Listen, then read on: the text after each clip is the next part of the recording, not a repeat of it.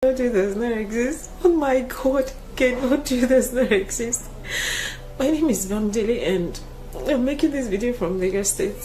I joined NSPPD in 2022, yes, and I've been an ardent NSPPD and something happened some minutes ago, like 14 minutes ago, thereabouts. I was coming from with my son, going to my mother's place, and all of a sudden, I just noticed that he was running temperature while we were in the bus. No, when he woke up from the bus, he was running temperature. And I was like, okay, once I get down to get what I wanted to get in Alaba International Market for a friend, that I'll give him paracetamol once we get home. So maybe I collected the goods for my friend, and we're walking to go to the place where I was going to get a bus to go to my mom's place. I just noticed that it was so weak, tired and all that. So I now contemplated on maybe taking a bike or something just so that to be faster. But I now saw yogurt on the way, and I said, okay, let me buy some yogurt for him.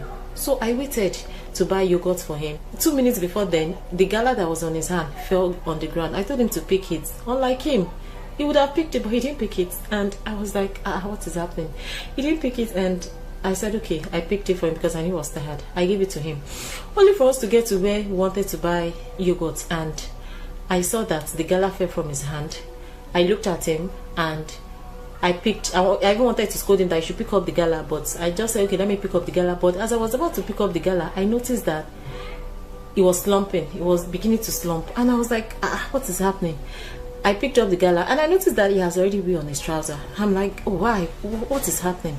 So what I did was that I picked him up and I was like, okay, Matt, sorry, I know you're tired. I'm going to get a bike now and we're going to go to Grandma's place very soon.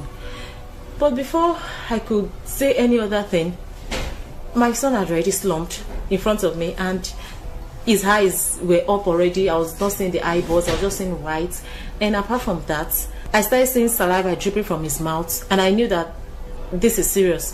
I tried to put my fingers in between his teeth, and I noticed that the teeth were closed already. That was why I started screaming, shouting, and people gathered around. And I just want to thank God, because God does not leave his own at all. I couldn't pray, I couldn't talk, I couldn't do anything. I was just crying and shouting. I couldn't even call on God, I couldn't do anything. I had my anointing oil and my mantle in my bag, but I couldn't even use them. I was helpless.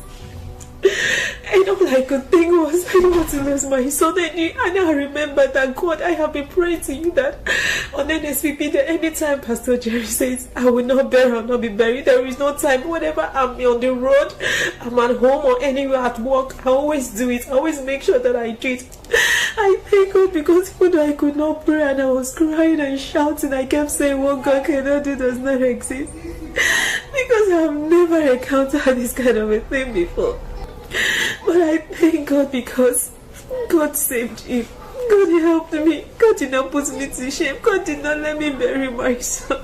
I just want to thank God, because God is faithful. Thank you, Pastor Jerry. Thank you, Pastor Hen. Thank you, Pastor Guru. Thank you, Pastor K. I thank you, God. I thank God, because He never leaves one or forsake one.